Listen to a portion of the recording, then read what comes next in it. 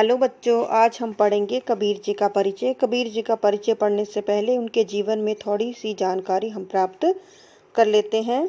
चलिए शुरू करते हैं।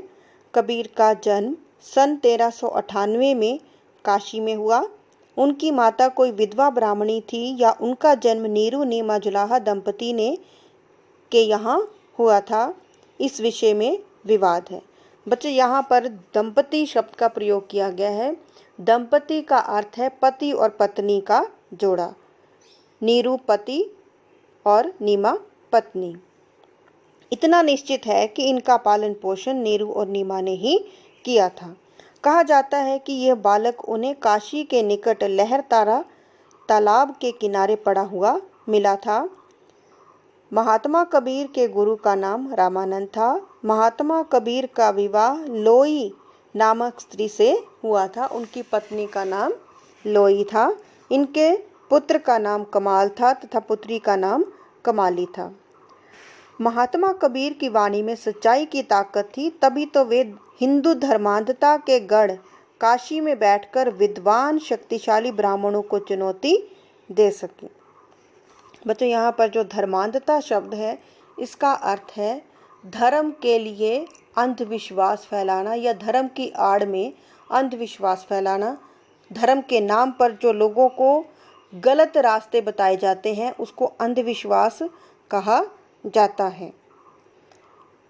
और जो कबीर हैं, उन्होंने ऐसे जो लोग थे, जहाँ पर रहते थे काशी में, जहाँ धर्मांधता बहुत अधिक थी, लोग धर्म के लिए अंधविश्वास फैला रहे थे, वहाँ उन्होंने बैठकर ऐसे ही लोगों का विरोध किया ताकि वो लोगों को सही रास्ता दिखा सकें, उन्हें धर्म की आड़ में जो अंधविश्वास फैलाया जा रहा था उससे बाहर निकाल सकें।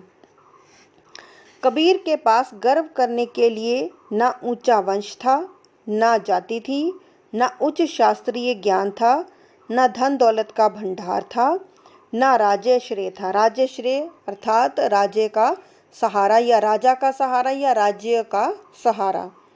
ना ही शिष्यों की भीड़ भाड़ थी। फिर भी उन्होंने सच्चाई के बल पर ब्राह्मणों और मुसलमानों को एक साथ चुनौती दी थी।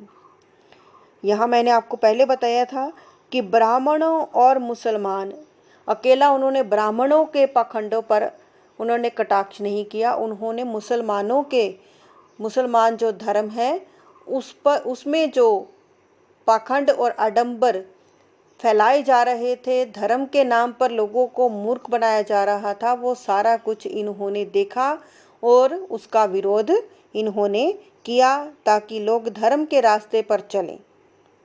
खंडन मंडन प्रधान सुधारवादी काव्य। खंडन मंडन प्रधान सुधारवादी काव्य का अर्थ है कि जो भी पाखंड और आडंबर उन्होंने देखे उसका उन्होंने खंडन किया और उसमें सुधार लाकर लोगों को धर्म का रास्ता बताया। साधना परक भक्ति काव्य। उन्होंने लोगों को साधना के द्वारा ईश्वर को प्राप्त करने के लिए उनका मार्गदर्शन किया। उनको लोगों को पाखंडों और आडंबरों से बाहर निकलकर साधना को अपनाने के लिए उन्होंने लोगों का मार्गदर्शन किया। रचनाएं देखते हैं। कबीर ग्रंथावली बीजक। कबीर का प्रथम संग्रह 1464 ईस्वी में धर्मदास द्वारा किया गया है और इसका नाम बीजक रखा गया है। बीजक में 3 भाग माने गए हैं, साखी, सवद और रामायणी। साखी वह दोहा सोरठा छंद जिनमें अध्यात्म, नीति और लोक व्यवहार की बातों को साखियों में व्यक्त किया गया है। बच्चों, साखी वह दोहा सोरठा या छंद कहेंगे जिसमें जीवन को जीने के लिए नीतियाँ और लोक व्यवहार अर्थात लोगों से जो हमारा व्यवहार होना चाहिए उसके बारे में जो बातें हैं वो उन्होंने समाज के लोगों को मार्गदर्शन करने के लिए उन्होंने साखियों के रूप में लोगों को बताई। शब्द जो रचनाएं पद के रूप में हैं उन्हें शब्द कहा गया है और उलटबासियां भी इसी में आती हैं। रामायणी नित्य पाठ के लिए लिखी गई दोहा चौपाई शैली की रचनाएं हैं जिन्हें हम गाते भी हैं और आप जानते भी होंगे कि हम कबीर के कई दोहे जो हैं हम उनको गाते हैं, गा गा कर उनको हम उनका कीर्तन करते हैं।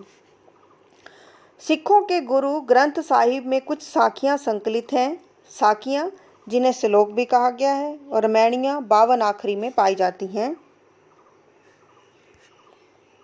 नागरी प्रचारणी सभा काशी ने भी कबीर रचनावली और कबीर ग्रंथावली नाम से कबीर की रचनाओं का प्रकाशन किया है। कबीर की भाषा सदुकड़ी थी, जिसमें अवधी, भोजपुरी, ब्रज भाषा, खड़ी बोली तथा पंजाबी का पुट भी था।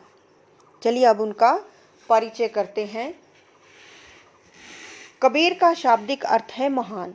कबीर दास जी का जन्म संवत 1398 में काशी में किसी विधवा ब्राह्मणी के यहाँ हुआ। लोक लाजवश उसने नवजात शिशु का त्याग कर दिया और उसे काशी में लहर तारा तालाब के किनारे छोड़ दिया।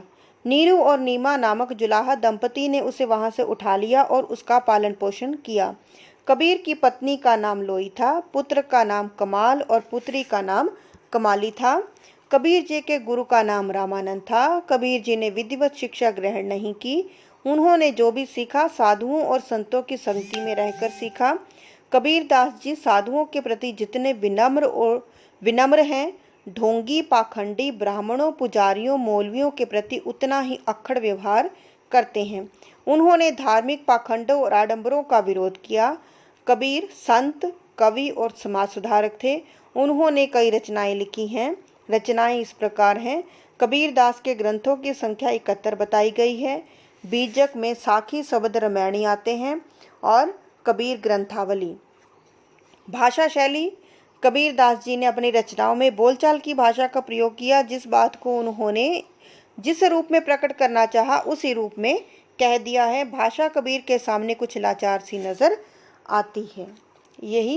यही आपका कबीर का परिचय समाप्त होता है। बच्चों, आपको अगर मेरा वीडियो अच्छा लगा तो इसे लाइक करें, शेयर करें और मेरे चैनल को सब्सक्राइब करें। जय हिंद। Like a Hellcat.